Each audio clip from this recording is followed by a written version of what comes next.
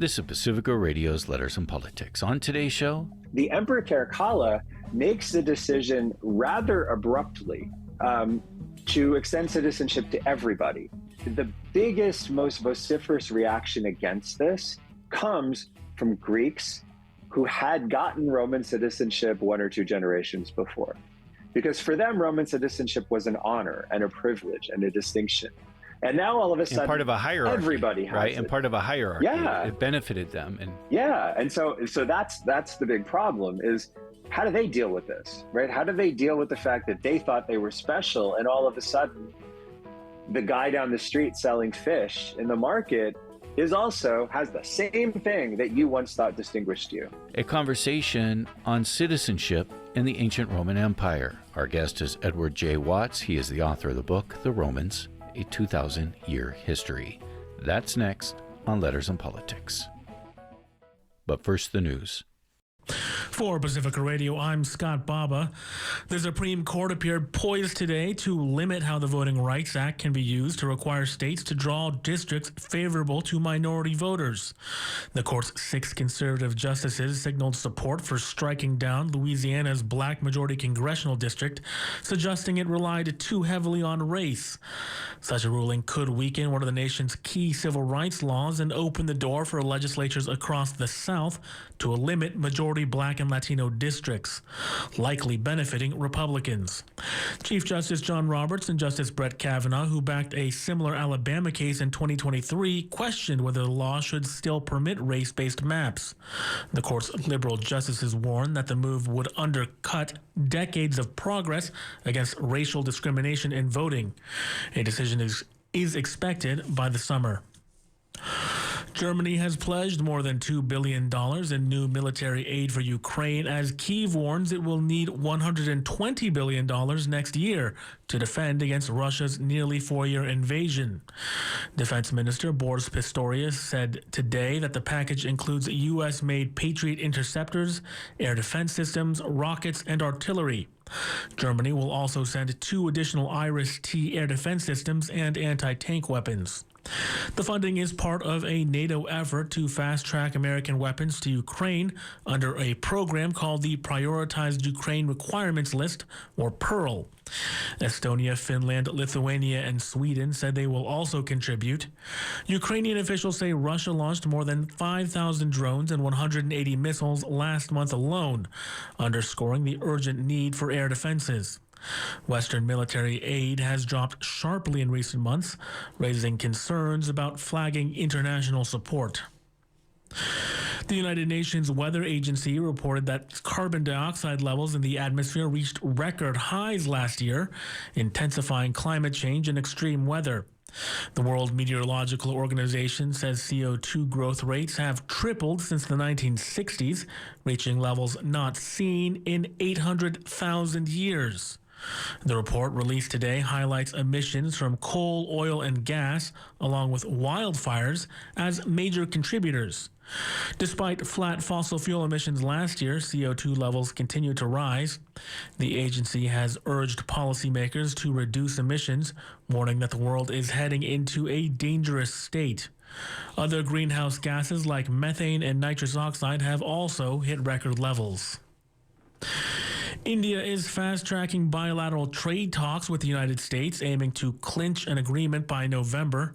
The push comes as New Delhi faces mounting pressure over its export tariffs and energy ties with Russia. Kshitij Nagar reports. After a pause in negotiations caused by U.S. tariff hikes on Indian goods, both sides agreed to resume talks this week, according to a report by Bloomberg. India has also pledged to source more energy and gas from the U.S. to help balance the trade equation. Indian officials are also said to be accelerating negotiations to meet a tight deadline, citing the need to ease trade tensions and unlock market access for key export sectors. India's Commerce Minister Piyush Goyal has expressed optimism about finalizing a deal by November, even as geopolitical complications linger. Experts say that if successful, the agreement could ease the burden on sectors like textiles and jewelry, heavily hit by U.S. tariffs, and reshape how India navigates its trade relations with Washington in the coming year. And that was Kshitij Nagar reporting. The U.S. government shutdown reached its 2-week mark today with no end in sight as Republicans intensified pressure on Democrats to accept their stopgap funding bill. The Senate again failed to advance the House passed clean continuing resolution last night, marking the 8th unsuccessful vote since the shutdown began. For the first time, however, Senate Majority Leader John Thune blocked consideration of Democrats' competing plan, which would have extended health care insurance subsidies and reversed Medicaid cuts. Thune said Republicans were united behind reopening the government without new spending provisions, while accusing Democrats of playing politics. The Trump administration has worked to ease the shutdown impacts on federal workers and military families, a move seen as reducing pressure on Congress to strike a deal. Lawmakers now expect the standoff to continue for weeks. Meanwhile, the shutdown is delaying the announcement of the annual Social Security cost of living adjustments for the program's nearly 75 million beneficiaries. Sagar Magani reports. The announcement affecting tens of millions of people was to be today, but will now be late next week because of the government shutdown.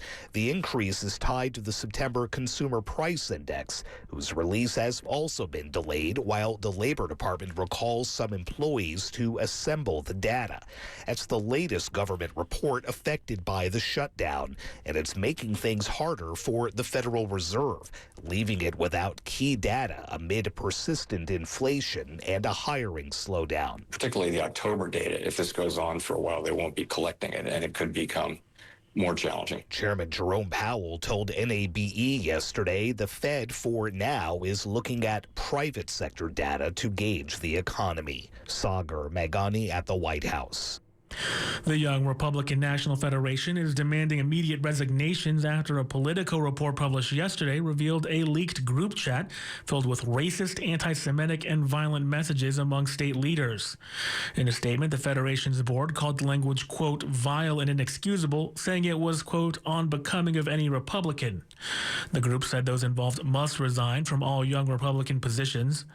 Politico reported the Telegram chat titled Restore War Room spanned 7 months and included members from New York, Kansas, Arizona, and Vermont. The group chat members spoke freely about the pressure to counter Trump to avoid being called a rhino, the love of Nazis within their party's right wing, and the president's alleged work to suppress documents related to wealthy financier Jeffrey Epstein's child sex crimes. Participants also reportedly used racial slurs, mocked black people, and joked about gas chambers and sexual assault. I'm Scott Baba for Pacifica Radio. Good day and welcome to Letters and Politics. I'm Mitch Jeserich. Well, friends, we are approaching the end of the time that I will be hosting this radio program, Letters and Politics. Our last program is tomorrow, Thursday, October 16th. I feel like I have been talking about this on air too much. The truth is, I don't like receiving a lot of attention. Hence, I got into a bad business. And this is what I am getting by ending the show. But I feel like I must keep saying and talking about it because not everyone listens all the time. Listeners come and go and come back again and go again and come back again and on and on and on and on all of the time. So you kind of have to keep saying something to make sure people know what happened. Many of you have already sent me an email or commented on my Facebook page or left a comment for me while making a contribution to this radio station in its last fund drive. I don't want to mislead and make it sound like it's in the thousands of messages or even 1,000 messages. It's not. But there's at least a good couple hundred, if not a few more, and that's a lot more than I usually get. I have read each one, and I've hardly responded to any. And I'm sorry about that, because I usually try to respond to notes that come to me. Admittedly, I'll miss one here and there, but my desire is to acknowledge at least getting them and honor that you took the time to write to me. Now, if you write to me a lot over the years, yeah, I don't respond to every one of those. I can't.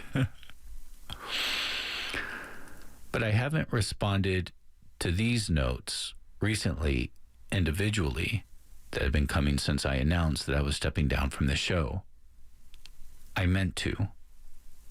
But many of the notes that I have received expressed a sense of sadness that I was leaving. I'm not saying all of them express sadness, believe me, but many of them. And I felt those deeply. In fact, it has made me sad too. And so at the beginning of all this, I didn't respond immediately because I wanted to let it sink in, the notes I was receiving, because there was a sense of emotion to them. And then another one came. And then another one after that. And pretty soon, I was just overwhelmed by all of them. And I fear the best that I'm going to be able to do is just to thank you here, right now. Thank you. The sadness is instructive to me. It is a teacher. It is a reminder how we can form a bond with someone that we may or may not personally know over the media, and especially on the radio. I have formed bonds with people on the radio that I listen to as well. And when you listen to someone day after day, it just becomes part of your life, even part of your routine. Oftentimes, I would have it on without even really listening, but it was just in the background because it kept me company. It helped lessen the bite of loneliness. And I know the feeling when someone I listen to is suddenly not there anymore, and that sense of emptiness that forms around it. Now, it's not like losing a loved one or a friend or a family member or a pet. I'll quickly get over it, as you will too. But it was still real. And it's important to honor that. And I think the sadness, which is a normal human emotion, a primary human emotion, should be honored too. Because in the end, it is an expression of our own humanity and what is happening. And that is glorious. And I am very thankful to you for teaching me that. Again, we can stay in touch.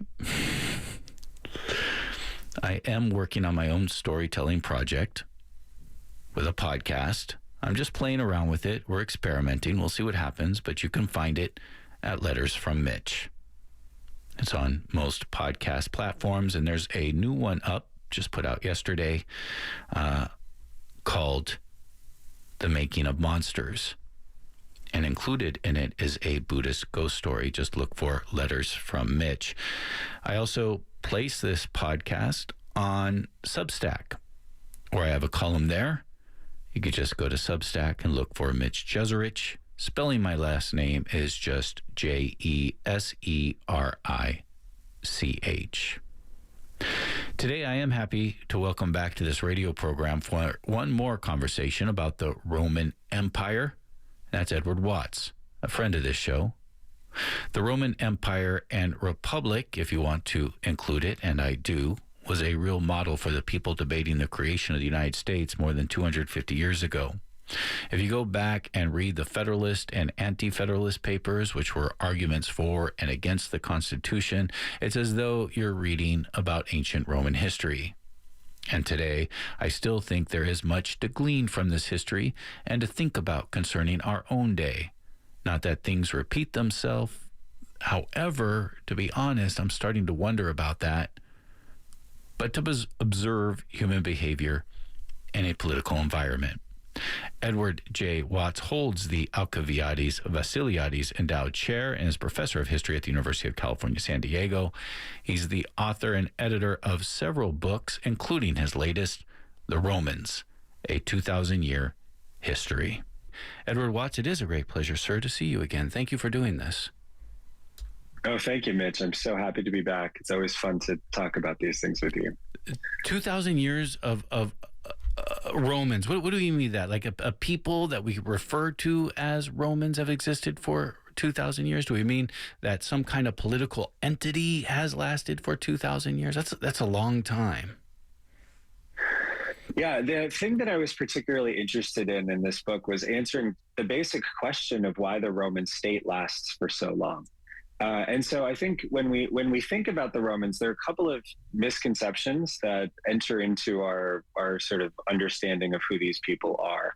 The biggest one is we have arbitrarily cut off the second half of the history of the Roman state simply because in Western Europe there was a decision made starting really in the 9th century, but continuing really prominently through the 19th and 20th centuries, to call the people living in the Roman Empire of the East Byzantines. They did not call themselves Byzantines. They called themselves Romans. They called their state Romania. They called their language Romaica. Everything about them was Roman. And once we restore them and their history to the Roman state, what we have is a 2,000-year history of the evolution of a polity.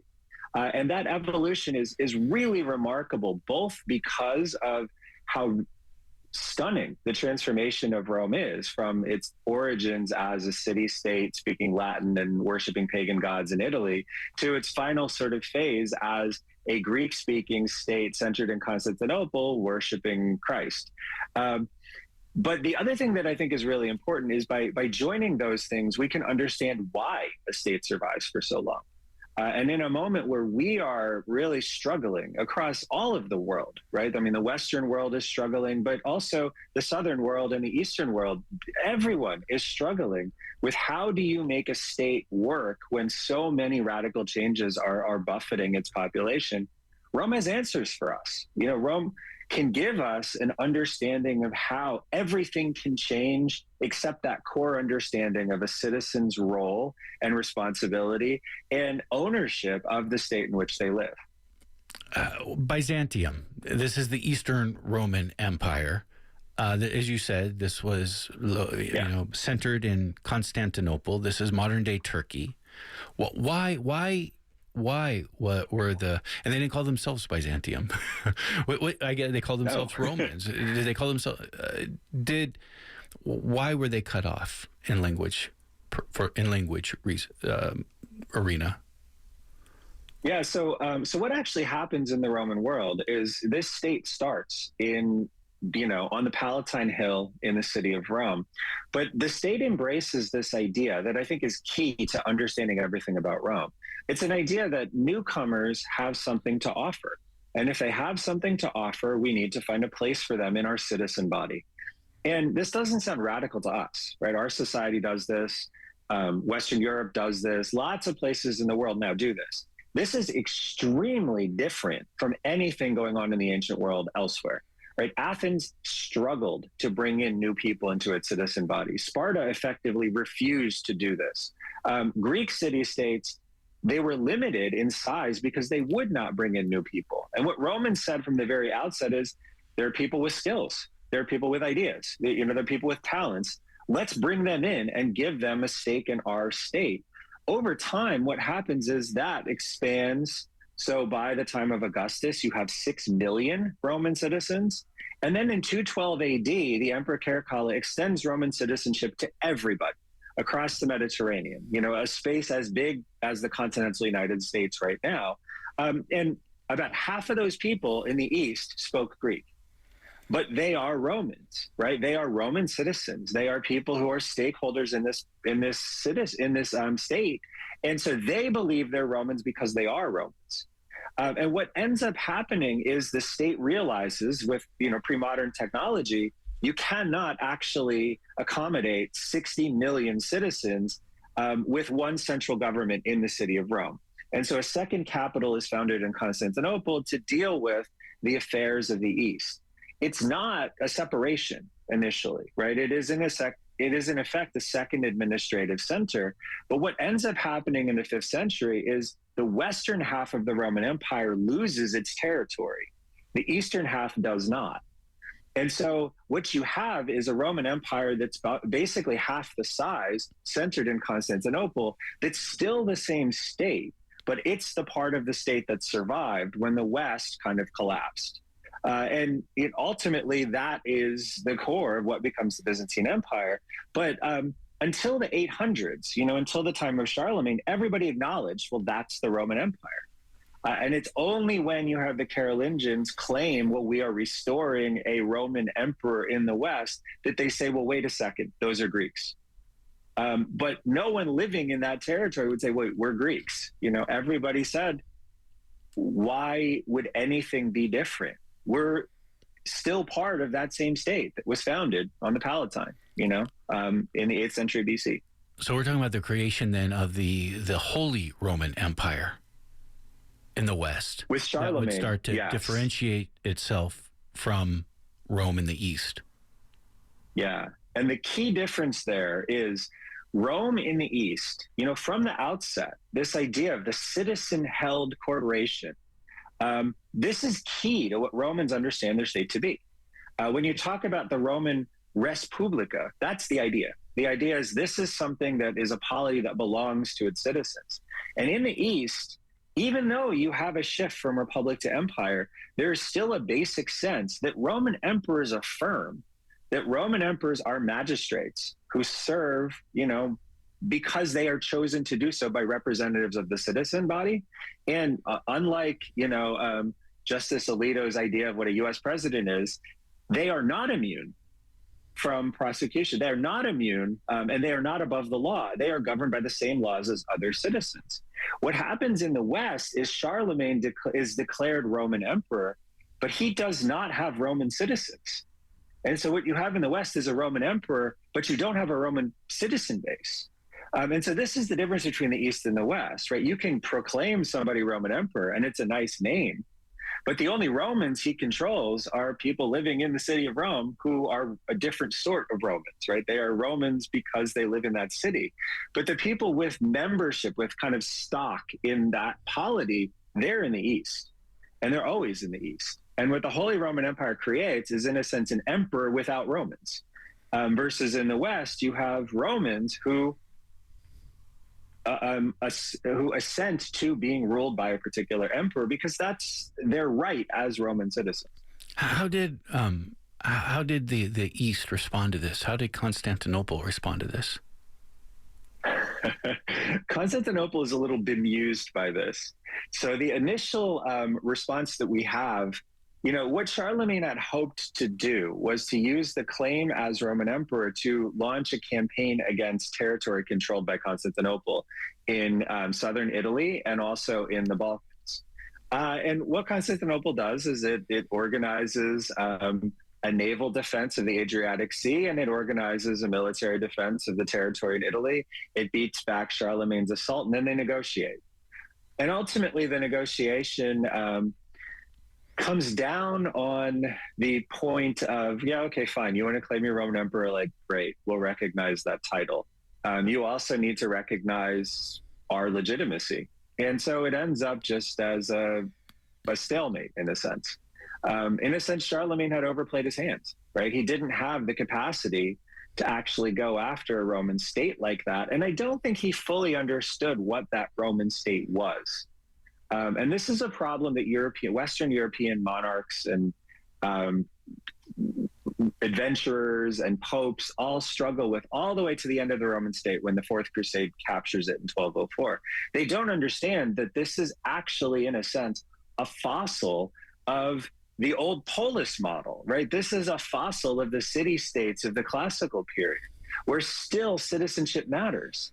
And Western European monarchs don't understand that. That's not how a Western European monarchy works in the 8th century or the 12th century or the 13th century. They believe that the king allocates and distributes territory, but there is no citizen body that matters to that king. Is part of the difference so is part of the difference in the West that the king has absolute authority through God? Well, that's part of the claim they make. The authority that they have is, and they understand it's mediated through aristocrats. But in a sense, the regular people don't matter in that, right? The regular people don't have a voice in who the king is. Aristocrats, need to be negotiated with. Regular people, not so much. Versus when you have an emperor proclaimed in Constantinople, the process is, they go before the army, they go before the clergy, they go before members of the Senate in Constantinople, but they also then go into the hippodrome, the giant chariot racing stadium in Constantinople, so that they can go before people who then speak their assent just as every other aspect of the Roman state does. And this is not the way a Western king would understand their power. They don't need that popular assent in the way that a Roman emperor does. Could we say then in the East, in Constantinople, throughout the Eastern Roman Empire, that there was a sense of the rule of law that you wouldn't find in the West? Absolutely. Absolutely. So the way that Romans believe their state works and the things that Romans value about their state, this comes down to this long tradition of strong institutions and strong laws. And so the Roman legal system is really remarkable because it is created, in a sense, in the 450s BC. But for 1,000 years, there's an understanding that document, the 12 Tables, which is the first written Roman law code, this is a foundational thing that you build upon. And as the society gets more complicated, you don't scrap the traditions you inherit.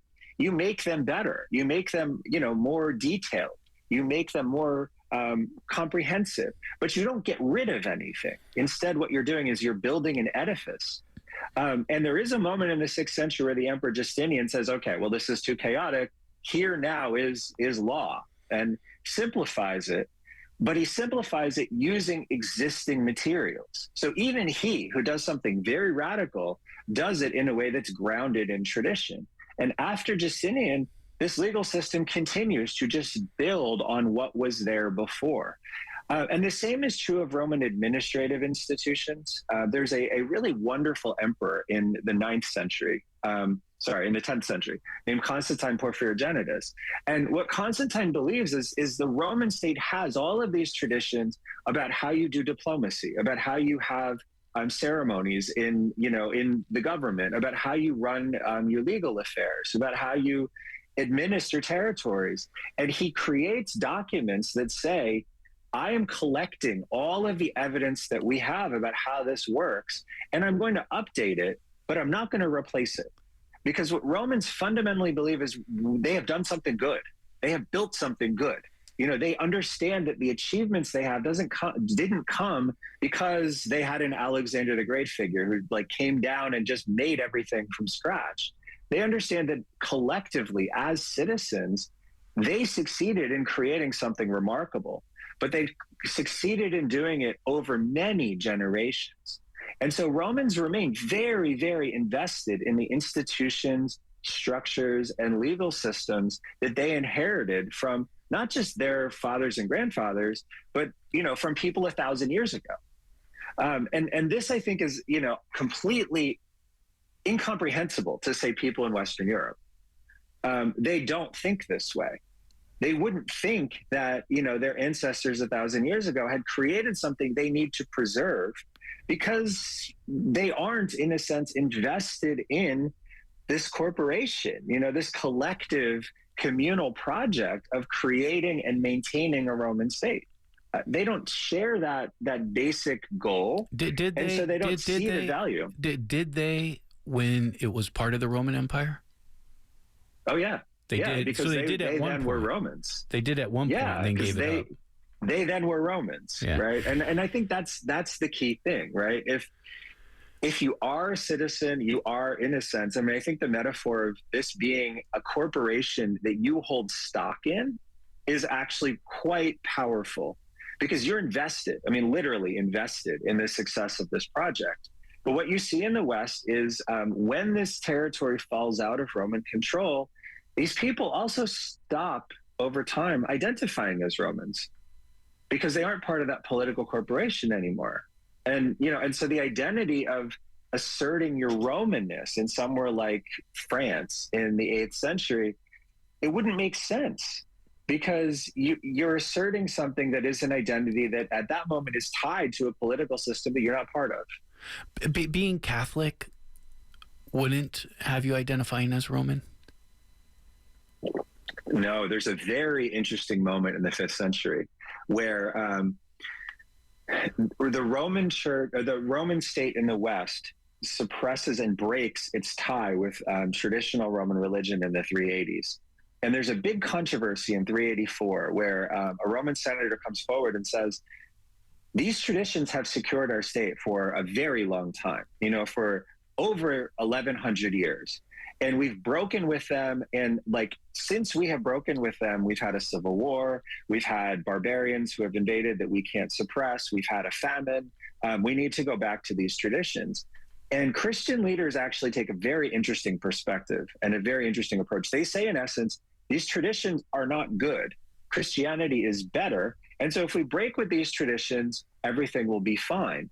And the pagan senator says, everything will not be fine. Everything will become a disaster, right? The gods are speaking to us now and saying they're angry. We need to go back to what we've done before. The emperor decides to follow the Bishop Ambrose of Milan with this idea of Christianity is better. So there's progress. 25 years later, the city of Rome is sacked by barbarians for the first time in 800 years. And St. Augustine, of all people, we have a speech in which he is, giving a sermon to people in North Africa who are speaking to refugees from Italy, where the refugees are saying, look what you did, right? You abandoned the traditional gods. Rome is sacked for the first time in 800 years. It's your fault. And Augustine says, I know you're asking me, what can you say back? I don't have an answer for you. Walk away. And then Augustine eventually comes up with an answer. That answer is the city of God. City of God. Yeah. Yeah. And in the city of God, what Augustine says is there are two. So the actual Latin is civitas, which means, citizen corporation. It doesn't mean city necessarily. It means polity. And what Augustine says in essence is, you are part of the civitas of Rome, but you're also part of the civitas of God, and the civitas of God is more important. And so if you have to choose between the health of the Roman state and your membership in that divine polity, well, you choose the divine polity. And this creates a distinction that allows people in the West to say, in essence, I can be Roman Catholic and not be part of that state. And there are a number of people, in the aftermath of the declines of the 5th century, and in the aftermath of especially ideas like the city of God, who say, I'm actually happier being a Christian outside of the Roman state. I'm a better Christian because I'm outside of the Roman state. And so, I embrace the church. I don't embrace the state. And so this is a dynamic that is, in a sense, caused by a failure of policy and a failure of argumentation as the Roman state in the West transitions to Christianity. Interestingly, it does not happen in the East because the East remains intact. In our conversation, I'm thinking about then, what does it mean to be Roman? And I'm getting the sense it's not an ethnicity. Perhaps it's not even a cultural or a lingual group. It's a political group. Is that right? I think for most of this period, being part of the Roman state is a key part of being Roman. I think that what you eventually see is, especially after the Crusader capture of Constantinople in 1204, you do have Roman populations that can exist and do exist outside of that Roman state. And so, if you look after 1204, what you'll see, for example, is there are Romans who live under Ottoman control. And actually, if you look at the way that the Ottoman Sultan in the 15th century talked about his power, he was, the Sultan of the Romans as well. And so you do have, once the state fragments, you do have a Roman kind of ethnic and cultural identity that persists long after that state collapses. There's even stories that I've heard from people in the Greek community in San Diego of the Greek state taking control of islands in the Aegean after, the Italians are forced to evacuate it following the end of the Second World War. And the Greeks show up and the people living in those islands call themselves Romans. And so one of the people in our community has mentioned to me that as a child, he ran down to the dock to see when the Greeks arrived, on his island, because he was Roman and they were Greek. So this idea, once the state fragments, the idea of Roman as a kind of ethnic identity and as a cultural identity does persist. But for much of this period, it coexists with the political identity. And so there is, I think, very clearly a cultural identity, but that cultural identity is also very much wrapped up in the political identity. And it really takes the failing of the Roman state in the 12th and 13th centuries to create these populations of Romans that are like, well, yeah, we're still Roman, even though the state isn't there anymore. This is Letters and Politics, and we are in conversation with Edward Watts. Edward Watts is the author of the book, The Romans, a 2,000-year history. I want to go back to something you referenced earlier, when everyone within the empire was made a citizen. Tell me about that. What was happening just before that? What forces led to it, and how did it turn out? It's a very interesting moment, because I think, again, across these 2,000 years, what Rome does very, very well is it is able to maintain a balance between tradition and new ideas and new people. And the extension of citizenship in 212 AD is something where Rome and its leadership actually kind of jumps ahead and it moves too quickly. So in the years before this, I mean, starting really in the 1st century AD, there was extensive outreach across the empire where elites in cities in the West, but also especially in the Greek East, were getting Roman citizenship. They were being brought into the Roman Senate. They were holding consulships. They were holding very powerful positions. But it moved in a fashion where thinkers and commentators in the 1st and 2nd century could say, in essence, the way the Roman state works is it is always identifying the best people. And when it identifies somebody who's good, it brings them in and it makes them a senator and it gives them offices. And it became kind of a badge of honor, a mark of distinction to be a Roman citizen in a place like Ephesus or Alexandria or Athens. But it wasn't for everybody. And what happens in 212 is the Emperor Caracalla makes the decision rather abruptly to extend citizenship to everybody very suddenly. Wow. And we have and the cause of this was he murdered his brother. And he had claimed that his brother, who was his co-emperor, was plotting against him, which actually I think he probably was. But he murders his brother in his mother's arms. And so it's this horrible thing. So what Caracalla does is he actually wants to build support for himself on the back of this really horrible event by giving, in a sense, something meaningful to everybody in the Roman Empire. And so the decision to extend citizenship, as Caracalla describes it, is a universal celebration of his victory against the plotter who tried to murder him. The reaction is kind of chaotic because the Roman state doesn't really know how to handle it. Doesn't have the administrative capacity to deal with suddenly 60 million citizens. There were probably, we had to guess, 10 to 15 million Roman citizens. So you've expanded the citizen population maybe 300 or 400% overnight. And there's all sorts of administrative problems that he had not thought through. But what's interesting is the biggest, most vociferous reaction against this comes from Greeks who had gotten Roman citizenship 1 or 2 generations before. Because for them, Roman citizenship was an honor and a privilege and a distinction. And now all of a sudden, and part of a hierarchy, everybody has right? it. And part of a hierarchy. Yeah. It benefited them, and now they're on equal footing with everyone else. Yeah, and so that's the big problem is, how do they deal with this, right? How do they deal with the fact that they thought they were special, and all of a sudden, the guy down the street selling fish in the market has the same thing that you once thought distinguished you. And so this is a bit of a problem, and it takes them it takes them almost a lifetime to really figure out how you build a state that can function with all of these citizens. But they do figure it out. And I think that's what's remarkable. They do figure it out. And the 4th century Roman state is much stronger It is remarkably adept at managing crises. The economy is much bigger. Everything about it is better than the state in 212.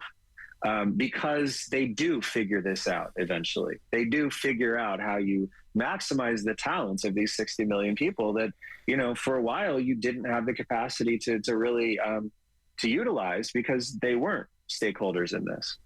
That's interesting to me, thinking about people objecting to the universal inclusion of citizens throughout the empire. The ones who are objecting probably aren't at the highest level of the hierarchy, right? These are people who are just getting some of they're probably pretty low on the totem pole, but yet they still feel like they have some privilege and that they have some power and they have some standing compared to others. And I just think of that, and I feel like we see that dynamic, that kind of reaction to it. I feel like we see that again and again and again in history. Yeah, and I think we see it. We see it very much now. Yeah. Obviously we see it here, but you can see it in France too. You can see it in countries around Europe, where you see a real set of gradation between people who came into the country and became stakeholders in that enterprise 50 years before. This is where I think some of the strongest reaction to the mass incorporation of newcomers comes from. And in Rome, the person who speaks most powerfully against this is it's a senator named Cassius Dio, who he was a middling senator. I mean, he wasn't nobody. He's one of the top probably 1,000 people politically in the Roman state, but his career was kind of drifting at that moment. And, he really was like a mid-level senator. He wasn't getting positions of influence. What he really understood was he was being supplanted by new people. And so the mass extension of citizenship, it reinforced this sense that he was drifting backwards. And now he was drifting a lot further backwards because there were all of these new people who were going to compete with him.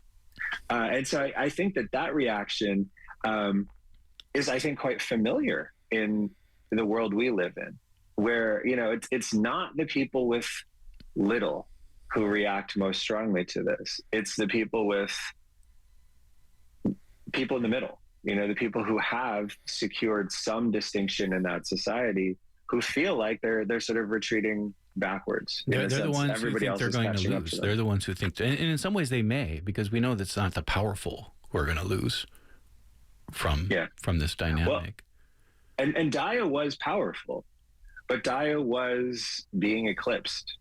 He was being eclipsed from above, and now he felt like as he was being eclipsed from above, he was drifting back to everybody else. And so I think there's a very personal feeling of the world is changing and I'm being left behind, and where I thought I stood isn't where I stand anymore.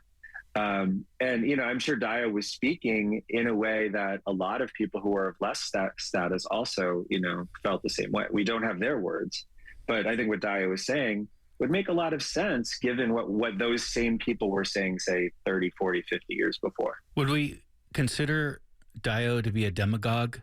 And the word demagogue is interesting to me because we use it today as a pejorative, as somebody who scapegoats other people for political and social gain. And inevitably, they end up being the monster, even though they're accusing others of being monsters.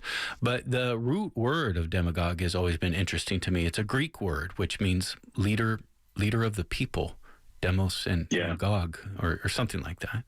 Yeah. Did we see a lot of demagoguery in this period?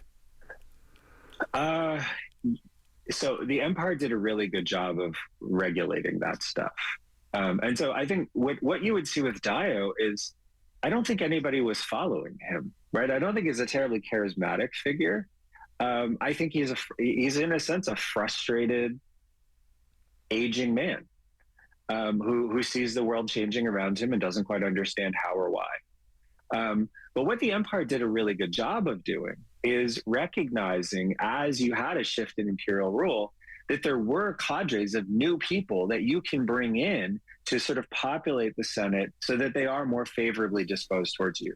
So, like, in a sense, you can watch as new imperial dynasties are founded. Each one populates the Senate with new people. And even emperors who believe their position is weak do this. So in the year 48, the Emperor Claudius actually brings in new senators from what's now southern France. And he makes the argument in the Senate that, like, this is just how Rome works. And the reaction comes from Italian Roman senators who, and our sources tell us this, they were afraid that the people coming from what's now France were richer.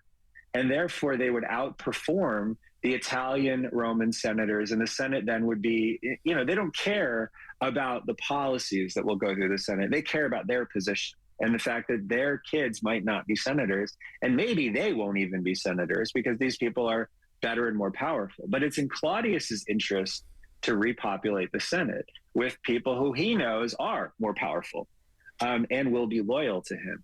And you see this over and over and over again as new dynasties take power. They look for new elites to bring in because they are more capable and they're also more loyal. And each time it happens, you have people like Dio who say, oh my God, I'm being, replaced. I'm being, my power is being reduced. Like, this is, it's a manipulation of what Rome should be by bringing in these new people into, positions of influence. And it happens again and again and again across these centuries where, the entrenched elite realize they're about to be supplanted by people who are actually more capable than them.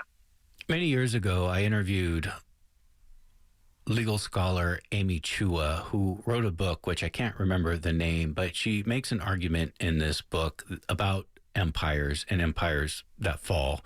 And one reason, there's always many, many reasons, right? But one of the reasons that she focuses on in this book is when empires tend to close themselves to the outsider. And she did use the Western Roman Empire as an example of this when it fell in 476. Of course, it gets invaded by barbarians, or we call them barbarians. we're using their words. But, the Germanic people and the Celts. And, anyways, I'm getting beyond myself. Do you think there's truth to that the Western Empire, one reason why it fell was because it did close itself from outsiders?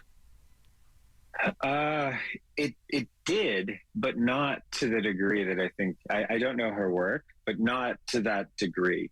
The biggest failing that Rome has is actually, and the thing that is, in a sense, the cause that ultimately leads to the degeneration of the West, actually happens in the 370s, where Hunnic pressure causes a group of Goths to want to cross into Roman territory because they're frankly afraid that, they don't want to live under the Huns, and they're afraid of what's going to happen if they don't do this.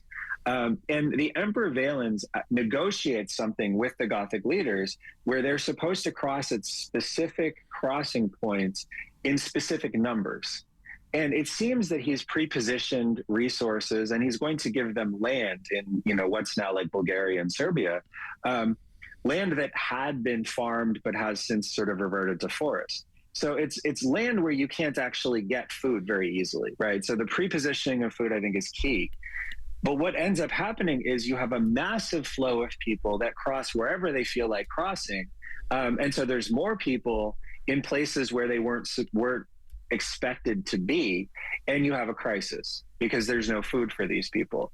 And so the failing of the Roman state there wasn't that they are not welcoming in new people, it's that too many people came in, and in a pre-modern state, you don't have the ability to support those people.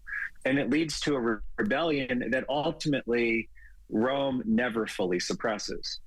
And so, so yes, on one level, it's correct that the Western state is unable to ever fully integrate those newcomers. But on another level, had things gone as planned, they probably would have been able to. So there's an example that we have that's roughly contemporaneous with this, where a historian based in Constantinople talks about traveling through a small town in Asia Minor where Goths had been settled, right? Goths had been settled at roughly the same time. and they were farming happily. They were functioning as Roman citizens. And ultimately, eventually it was clear to him within a generation or two, they wouldn't even be distinguished as Goths, right? They would just be integrated. So the Roman state, even in the 4th and 5th century, had the capacity to do this. But the problem is it couldn't do it. It couldn't do it with the large numbers of people coming in. It didn't then succeed in integrating those people simply because it didn't have the ability to deal with as many people came in at that moment. And then that created political problems that ultimately proved insolvable. So on one level, that's correct, right? The 5th century West failed to integrate newcomers. And it instead created sort of oppositional relationships with those newcomers that undermined Roman control of France and Spain and Morocco and Algeria and Tunisia. But ultimately, the cause wasn't that the Roman state didn't want to do this. It was that its capacity to do this was overwhelmed in ways that it probably should have anticipated would happen, but it didn't anticipate would happen. Edward Watts, in our time remaining, I want to change focus a little bit and go back to a conversation you and I were having before we even began recording the interview. We had a good chat before we even started. And we were talking about ghosts of all things. And we were talking about, and I was saying that whenever I travel to a historic place, which most of my travel is to go someplace that I'm really interested in historically, I'll go there in the middle of the night, or I'll try to be somewhere when there's no one else there and it's silent, it's quiet, because while I don't believe in ghosts, at least not as real physical entities outside of myself, maybe internally, but while I don't believe in ghosts, I do feel like I can kind of get the sense of the ghost and the ghosts of a particular place that I visit. And I don't think I'm alone in that, especially for people who like history. But you said something that really fascinated me, and this is about the role and the traditions that survived throughout Rome that still gave it this identity of what it meant to be Roman, and they would conjure ghosts all the time. Yeah. This is, I think, the one of the most remarkable things I realized in writing this book is 2,000 years of time to Romans, they thought about this differently than we do, right? We think of 2,000 years ago as something that's remarkably remote, and they did, but they also believed that you could understand the sentiments and the feelings and the tensions and the words even of people who lived many centuries before, and they actually practiced this. So Roman education involved reading speeches aloud that were written by people in the past. And your goal as a student was to understand exactly what they were saying, why they were saying it, what they were feeling, and present the speech as they would in a way that actually, much like a method actor, it channels that person and brings them into the present. You, in a sense, give your body in the present to this person from the past so that their words can be, again, spoken aloud in the present. And this, to Romans, was a way of thinking about and understanding better the world in which they lived. And it's not just education. If you went into an elite Roman house, you would walk into the atrium and you'd see masks that were taken with like wax when someone died. You'd see masks around that atrium showing everybody in the genealogy of that particular family.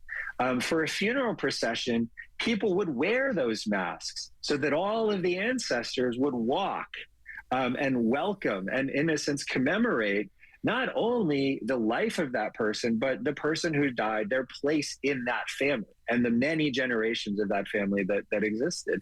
And we also have, very much like you just said about visiting places, we have figures like Seneca who say, I used to visit not the most recent and grandiose bathhouses. I would visit the old ones because I knew Cato had visited that bathhouse. And I would feel when I was in that bathhouse that I could commune with Cato. And so Romans very much believed that the present is something that is potentially in dialogue with the past. And what that means is you have to value those traditions. You can't scrap them. And if you do scrap them, or you're at risk of scrapping them, it is totally within your rights as a Roman to evoke one of those people from the past, have them sort of step out from the background and say, what you are doing is wrong because we built something and you're threatening it. And it is, we still do it today. I guess we can, in a way, call it conjuring people from the past. How many times do we quote Martin Luther King Jr., Malcolm X? I mean, I can go on and on with examples of people from history, but we still do that. And it is interesting to think, are we conjuring? I mean, that's what the Romans would have thought, right? We're conjuring their ghost, their spirit when we do that. I mean, the thing that I think is really remarkable is, like, if you talk to a method actor, when they are in character, they feel it. Yeah. And then when they are done being in character, there is a really emotionally draining experience of coming out of character. It's hard, because you have given yourself over entirely to this person. And Romans were trained to do that. And I mean, not only trained to do that, but if you were in a Roman schoolhouse and you didn't do that, they would beat you. And so this is so deeply ingrained in who they are. We have to take that seriously. But once we do, we realize tradition is an excellent way to serve as a governor for these changes that the Roman state undertook. And Rome succeeds because it has both of those things, right? It has this very strong fidelity to tradition, but it doesn't let those traditions ossify. And it doesn't let those traditions prevent Rome from changing. There's always a dialogue. And so you have these new ideas, but you also have these old figures, and they buffer each other. And that's, I think, what makes Rome remarkable, right? It's an ability to, in a sense, bring the new and the old together in a conversation. And the conversation is not an argument, but it's sort of generative, it's productive. And it creates a sort of almost Hegelian synthesis where you now move forward to something new and hopefully better, but without ever losing those connections to the past. Edward Watts holds the Alkiviadis Vassiliadis Endowed Chair and is professor of history at the University of California, San Diego.